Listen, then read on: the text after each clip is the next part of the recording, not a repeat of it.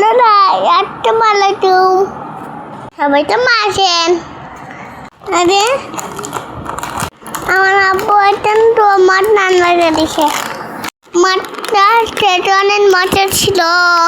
বন্ধুরা আপনারা খাবেন? খেলেন আবার বাসায় চলে আসেন।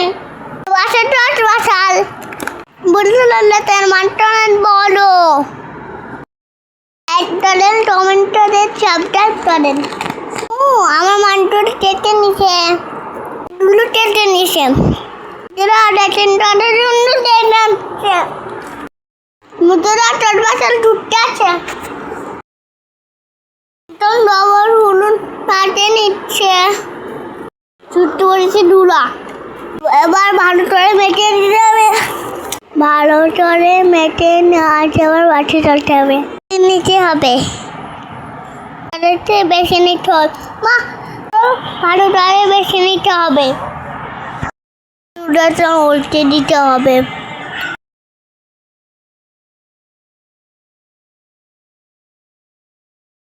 পেঁয়াজ আদা মেটে নিতে হবে। পেঁয়াজ মেটে নিতে হবে। বাটা মাল্লা দেখি ধুলা হলুদ লবণ কষে নিতে হবে। কুচে নিতে হবে, পানি দিয়ে দিতে হবে।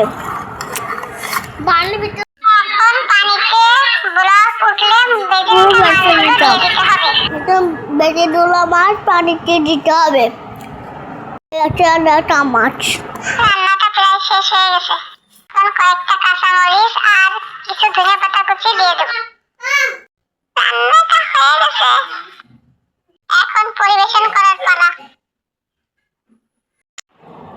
গুনাহ মাফ হয় না। আল্লাহ বলেছেন ইন্নাল্লাহা ইয়াগফিরুয যুনুবা জামিআ, সকল গুনাহ আল্লাহ তাআলা মাফ করেন। আমাদের যাদের নাকের ডগা নিঃশ্বাস আছে, সুস্থ স্বাভাবিক আছে, আমরা যদি এখনো সিদ্ধান্ত পরিবর্তন করি যে আমি আল্লাহর নাফরমানি থেকে আল্লাহর গোলামির পথে আসব, আল্লাহ সুখময় স্বাচ্ছন্দ্যময় জীবন দিবেন, উপভোগ্য একটা লাইফ দিবেন, আর পূর্বের সমস্ত গুনাহ আল্লাহ তাআলা মাফ করবেন। আল্লাহ রাব্বুল আলামিন সবচেয়ে বেশি ভালোবাসেন বান্দার তওবাকে। ইন্নাল্লাহা ইউহিব্বুত তাওয়াবিন ওয়া ইউহিব্বুল মুতাতাহহিরিন। আল্লাহ তাআলা তওবাকারীদেরকে অনেক বেশি পছন্দ করেন। এইজন্য গুনাহ করার পর যদি কেউ ফিরে আসে এবং আল্লাহর ভয়ে আল্লাহর সামনে দাঁড়াবার লাজে লজ্জিত হয়ে যদি কেউ ফিরে আসে, আল্লাহ তাআলা তাকে ক্ষমা করেন। শুধু তা নয়, তার কোন কোন ক্ষেত্রে আল্লাহ তাআলার গুনাহকে সওয়াবে পরিণত করে দেন। তো এইজন্য আল্লাহর কাছে পরিপূর্ণ আস্থা থাকতে হবে। শয়তান আমাদেরকে নিরাশ করে দেন। অতি ভয় এটা শয়তান সৃষ্টি করে। আল্লাহর ভয় ভালো, কিন্তু অতি আল্লাহর ভয় ভালো না। অতি আল্লাহর ভয়টা সৃষ্টি করে কিসে? শয়তানে। কারণ শয়তান অতি ভয় সৃষ্টি করলে মানুষকে নিরাশ করে দিবে, আশা ছেড়ে দিবে আল্লাহর রহমতের। তখন সে চিন্তা করবে, যা আমার তো আর মাফ হবেই না, তাইলে আমার লাভ কি এসব করে, আমি যা খুশি তা করি। এই জন্য আল্লাহর কাছে ফিরে আসার পর আল্লাহ মাফ করবেন, সেই সুধারণা রাখতে হবে। আর যে সমস্ত গুনাহগুলো করেছেন, এই গুনাহগুলো যদি বান্দার হক সংশ্লিষ্ট হয়, সেগুলো তাদের কাছে আদায় করে দিবেন। আর যদি কারোর হক নষ্ট করে থাকেন, আচরণগত ভাবে ত্রুটি করে, তার কাছে মাফ চাইবেন। সুযোগ না থাকলে আল্লাহর কাছে মাফ চাইবেন, তাদের পক্ষ থেকে দান সাদাকা করবেন। ইনশাআল্লাহ বেদিনা তাতে যথেষ্ট হবে। নামাজ কালাম কাজা করে থাকলে সেগুলো আদায় করবেন। রমজান রোজা না রেখে থাকলে, ভেঙে থাকলে সেগুলো আদায় করবেন। আল্লাহর কাছে তওবা করবেন ইনশাআল্লাহ। আল্লাহ বলেছেন লা তাকনাতু মির রাহমাতিল্লাহ ইন্নাল্লাহা ইয়াগফিরুয যুনুবা জামিআ। তোমরা আল্লাহর রহমত থেকে নিরাশ হয়ো না, আল্লাহ সকল গুনাহ মাফ করবেন, সকল গুনাহ মাফ করবেন। অনেকে বলে শিরকের গুনাহ মাফ হয় না। ভুল কথা। কে বলেছে শিরকের গুনাহ মাফ হয় না? সৃষ্টি জগতে এমন কোন গুনাহ নাই যে গুনাহ মাফ হয় না। আল্লাহ বলেছেন ইন্নাল্লাহা ইয়াগফিরুয যুনুবা জামিআ, সকল গুনাহ আল্লাহ তাআলা মাফ করেন। হ্যাঁ, শিরকের গুনাহ মাফ হবে না তখন যদি কেউ শিরকের অপরাধ নিয়ে দুনিয়া থেকে যায়, তখন তার মাফ হবে না। কিন্তু দুনিয়াতে কেউ শিরক করেছে, এরপরে যদি আল্লাহর কাছে মাফ চায়, তওবা করে ফিরে আসে, আর শিরকের দিকে না যায়, অবশ্যই আল্লাহ তাআলা মাফ করবে। অর্থাৎ পৃথিবীতে এমন একটি গুনাহ নাই যেই গুনাহ ক্ষমার অযোগ্য। আমরা মানুষের প্রতি জেদ খেদ বেশি হইলে বলি যে ক্ষমার অযোগ্য অপরাধ করেছে, তাকে আমি কোনদিন মাফ করবো না। আল্লাহ এটা করেন। আল্লাহ তাআলা সকল গুনাহের ক্ষমা দুয়ার সবসময় আল্লাহ তাআলা ওপেন রাখেন। হ্যাঁ, একেবারে মৃত্যুর দ্বার প্রান্তে উপনীত, তখন আর আল্লাহ তাআলা মাফ করেন না। তার আগ পর্যন্ত আমাদের যাদের নাকের ডগা নিঃশ্বাস আছে, সুস্থ স্বাভাবিক আছে, আমরা যদি এখনো সিদ্ধান্ত পরিবর্তন করি যে আমি আল্লাহর নাফরমানি থেকে আল্লাহর গোলামির পথে আসবো, আল্লাহ সুখময় স্বাচ্ছন্দ্যময় জীবন দিবেন, উপভোগ্য একটা লাইফ দিবেন, আর পূর্বের সমস্ত গুনাহ আল্লাহ তাআলা মাফ করবেন। পৃথিবীর মানুষের সাথে মহান সৃষ্টিকর্তা আল্লাহর সিস্টেমের পার্থক্য পার্থক্য এখানে যে আল্লাহর সৃষ্টি থাকে আর মানুষ সাধারণত ক্ষমা করতে চায় না। বিধায় আপনি আল্লাহর কাছে পরিপূর্ণ আত্মবিশ্বাস নিয়ে ইবাদত করবেন যে আল্লাহ আপনাকে ক্ষমা করেছেন বা করবেন বলেই আল্লাহ আপনাকে তওবা করার তৌফিক দিয়েছেন। আল্লাহর প্রতি হুসনে জন বলে, এটাকে হুসনে জন বলা হয়। হ্যাঁ, নবী করিম সাল্লাল্লাহু আলাইহি ওয়াসাল্লামের নির্দেশ আছে যে তোমরা আল্লাহর প্রতি সুধারণা পোষণ করবে, এবং আল্লাহ তাআলা বলেছেন হাদিসে কুদসিতে, আনা ইনদা জন্নি আবদি বি, বান্দা আমার প্রতি যেমন ধারণা করবে আমি তেমন আচরণ করব। আল্লাহ আমাকে ক্ষমা করবেন, আমি যেহেতু তওবা করে ফেরত এসেছি, ছেড়ে দিতে পেরেছি, অবশ্যই আল্লাহ আমাকে মাফ করবেন। এই পজিটিভ ধারণা আল্লাহর প্রতি রাখলে আল্লাহ সেটাই আপনার সাথে আচরণ করবেন। ক্যালকুলেশন কঠিন। পৃথিবীতে এমন একটি গুনাহ নাই যেই গুনাহ ক্ষমার অযোগ্য। বৃষ্টির সময় আমরা দোয়া করবো আল্লাহর কাছে। এই সময়গুলোতে দোয়া করলে দোয়া কবুল হয়। নবী আলাইহিস সালাম আমাদেরকে সেই সুসংবাদ দিয়ে গেছেন। বৃষ্টির সময় আমরা এই দুটি আমল করবো ইনশাআল্লাহ। বৃষ্টি হলে আল্লাহুম্মা সাইয়্যিবান নাফিআ, অতিবৃষ্টি হলে আল্লাহুম্মা হাওয়ালাইনা ওয়ালা আলাইনা। তৃতীয় আমল হলো বৃষ্টি যখন হয় বৃষ্টির নিচে দোয়া কবুল হয়।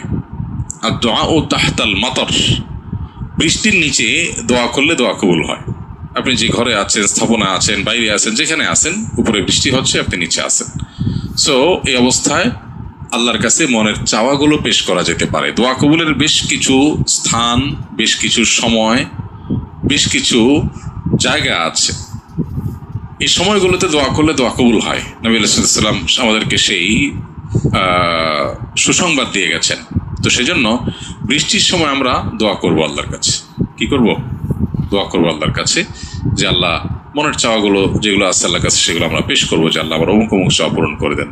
তাহলে বৃষ্টির সময় একটা হলো আপনার দরা বাঁধা দোয়া, হাদিসের শেখানো ফরম্যাটের দোয়া, সেটা তো আছেই। আর এর বাইরে মনের বিভিন্ন চাওয়া পেশ করার একটা দারুণ সুযোগ হলো বৃষ্টির সময়। ভোর রাতে তাহাজ্জুদের সময় যেরকম দোয়া কবুল হয়, 5 ওয়াক্ত নামাজের পরে যেরকম দোয়া কবুল হয়, সফররত অবস্থায়, মুসাফির থাকা অবস্থায় যেরকম দোয়া কবুল হয়, তওয়াফ সাইরত অবস্থায় আরাফাতে যেরকম দোয়া কবুল হয়, ঠিক একইভাবে দোয়া কবুলের একটা গুরুত্বপূর্ণ মোমেন্ট বা সময় হলো বৃষ্টি চলাকালীন সময়। অর্থাৎ আপনি যে জায়গায় আছেন সেই জায়গায় যদি বৃষ্টি হয় তাহলে ওই জায়গায় দোয়া করলে দোয়া কবুল হয়। এই জন্য আল্লাহর কাছে মনের দোয়াগুলো পেশ করবো ইনশাআল্লাহ। 4 নম্বর সুন্নাহ হলো বৃষ্টির মাঝে মধ্যে বৃষ্টি গায়ে লাগানো সুন্নাহ। বৃষ্টি গায়ে লাগানো এর মানে এইটা না যে আপনি শিয়াল ভেজা হয়ে ঠান্ডা লাগাই ফেলবেন। আমাদের তো বৃষ্টি গায়ে লাগে, সুন্নত আদায়ের নিয়তে বৃষ্টি গায়ে লাগানো হয়েছে কখনো? তাহলে আমলটা করবো ইনশাআল্লাহ। হালকা পাত্তা একটু লাগলো, বৃষ্টি লাগার ভেতরে কল্যাণ আছে। নবী আলাইহিস সালামের কোনো সুন্নাহ থাকার মানেই হলো এর মধ্যে কল্যাণ আছে। তাহলে সেক্ষেত্রে মাঝে মধ্যে বৃষ্টি গায়ে লাগাবো। বিশেষ করে যদি কখনো গোসলের আগে সুযোগ থাকে, দেখা গেল বাইরে কোনো কাজ আছে, একটু কাজ করলেন, রাস্তাটা পরিষ্কার করে ফেললেন, হালকা একটু ভিজলেন, এসের পরে গোসল করে ফেললেন। অবশ্যই সচেতনতার সাথে যাতে ঠান্ডা লাগার মতো ভেজা না হয়। তাহলে বৃষ্টি গায়ে লাগানো এটাও কিন্তু সুন্নাহ। ঠিক একইভাবে বৃষ্টি যদি ভয়াবহ মিথ্যা কথা বলা কোথাও কিন্তু জায়েজ নাই। মিথ্যা কথা বলা ইসলামে জঘন্য অপরাধ। কিন্তু স্বামী স্ত্রী পরস্পরের সাথে প্রশংসামূলক, যেটাকে সহজ বাংলায় পাম্পট্টি বললাম, এই পাম্পট্টিমূলক বা প্রশংসামূলক মিথ্যা কথা বলা জায়েজ আছে। কিরকম? আবার এটা যে এখন থেকে বাজার থেকে 500 টাকার কাপড় নিয়ে যায় বলেন 2000 টাকা দিয়ে কিনছে, এটা কিন্তু জায়েজ নাই। কেন জায়েজ নাই? কারণ কোনোভাবে যদি ওই 500 টাকার ট্যাগ মহিলা ধরে ফেলতে পারে তাহলে মায়ের কিন্তু একটাও নিচে পড়বে না। বলবে মৃত্যুক সারা জন্ম এই কাম করে আসছস, তাইলে ওইরকম মিথ্যা কথা বলা যাবে না। আমার পরিচিত এক লোক আছে, সরকারি একজন কর্মকর্তা বড়, উনি বলেন যে মহিলাদেরকে বাজার করে খুশি করার মতো কঠিন কাজ আরেকটা খুব কম আছে। যারা সংসার করেন তারা জানেন। কারণ আমি একটা কথা প্রায় বলি, দুনিয়াতে বহু বুদ্ধিমান মানুষ আছে, বহু চালাক মানুষ আছে, কিন্তু একটাও চালাক বা বুদ্ধিমান স্বামী আছে বলে আমার মনে হয় না পৃথিবীতে। বুঝা ঠিক বলছি? আগে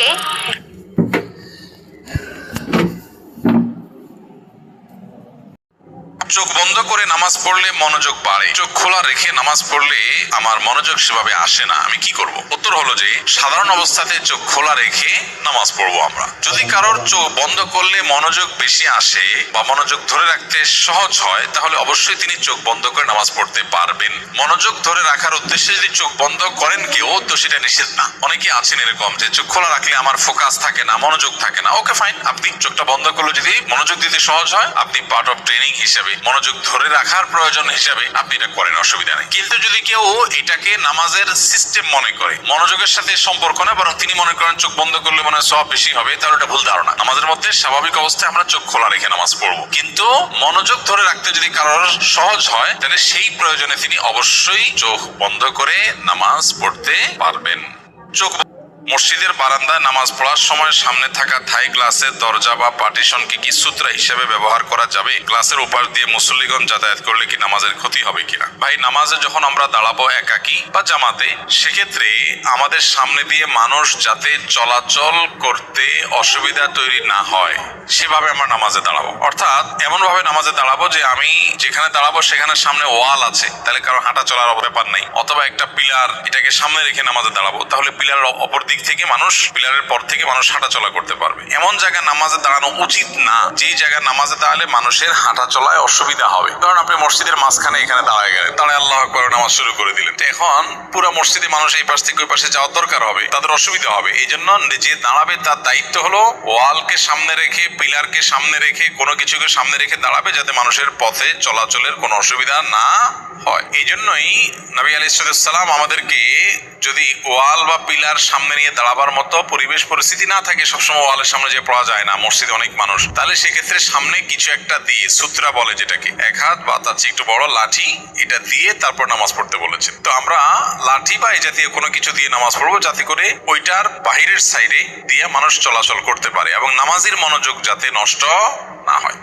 নামাজি ব্যক্তির সামনে দিয়ে হাঁটা চলা নিষিদ্ধ, যারা হাঁটা চলা করবে তারা গুনাহগার হবে। তো যাতে অন্য কেউ আমার কারণে গুনাহগার না হয় সেটা আমাকে খেয়াল রাখতে হবে। আবার একই সাথে নামাজি ব্যক্তির ঠিক কাছাকাছি সামনে দিয়ে হাঁটলে তার নামাজের মনোযোগটা নষ্ট হবে। এই জন্য সূত্রা দিয়ে রাখবে, যাতে সূত্রার বাহিরের সাইড দিয়ে মানুষ হাঁটা চলা করে এবং তার মনোযোগ নষ্ট না হয়, মনোযোগ নষ্ট না হয়। এখানে যেটা জানতে চেয়েছেন যে বারান্দা নামাজ পড়ছে, সামনে গ্লাস আছে, গ্লাসের পার্টিশন আছে, তাহলে এটা সূত্রার কাজ দিবে কিনা? উত্তর হলো হ্যাঁ, দিবে। কারণ এটাও পার্টিশনই, গ্লাস থাকলেও সেটা কি পার্টিশন। তবে যদি অপর প্রান্তে সবকিছু দেখা যায়, তো সেক্ষেত্রে নামাজি ব্যক্তি তার নজরকে সিজদার দিকে, সিজদার জায়গার মধ্যে সীমাবদ্ধ রাখবে, যাতে করে সামনে সোজাসুজি নজর না যায়। গ্লাসের অপর সাইড দিয়ে যদি কেউ হাঁটাচলা করেও, তাতেও সূত্রা দিয়ে নামাজ পড়ার বিধান আদায় হয়ে যাবে। হাঁটা চলা করা ব্যক্তির গুনাহ হবে না, আর যে নামাজ পড়েন তারও গুনাহ হবে না। তারপরেও যেহেতু স্বচ্ছ গ্লাস থাকলে দেখা যায় একদম সরাসরি, যিনি হাঁটাচলা করছেন তিনি কেয়ারফুলি হাঁটবেন, যাতে করে তার সামনে গিয়ে এমন কিছু না করেন তার মনোযোগ নষ্ট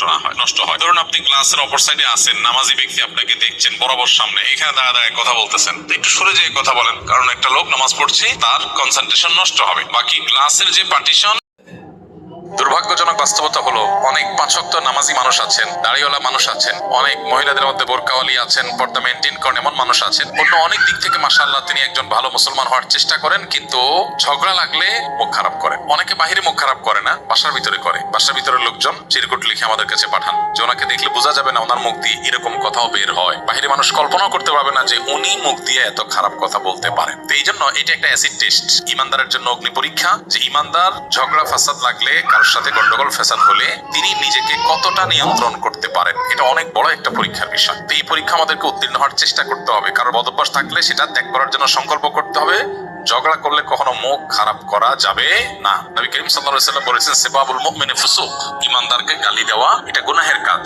ইমানদার কখনো গালিবাজ হতে পারে না। নবী সাল্লাল্লাহু আলাইহি ওয়াসাল্লাম আরো বলেছেন, লাইসাল মুমিনু বিল্লাহানি ওয়ালা বিত্তাআন ওয়ালাল ফাহিশ ওয়ালাল বাদি, ইমানদার কখনো কথায় কথায় অভিশাপ দিবে, আল্লাহর গজব ঠাড়া বদদোয়া দিবে, এরকম চরিত্রের হতে পারে না। এবং গালমন্দকারী, মানুষকে কথায় কথায় বাজে কথা বলা, এটা ইমানদারের স্বভাব হতে পারে না। অশ্লীল কথা বলা, নিচু কথা বলা, ছোট লোকের মতো উক্তি করা, এটা ইমানদারের সাজে না। এবং নবী সাল্লাল্লাহু আলাইহি ওয়াসাল্লাম এরকম এই যে দুশ্চরিত্রের কথা বলা হয়েছে, এগুলো থেকে অনেক ঊর্ধ্বে তিনি ছিলেন। তার মুখ থেকে কখনো এরকম কোনো কিছু কেউ শুনতে পায়নি।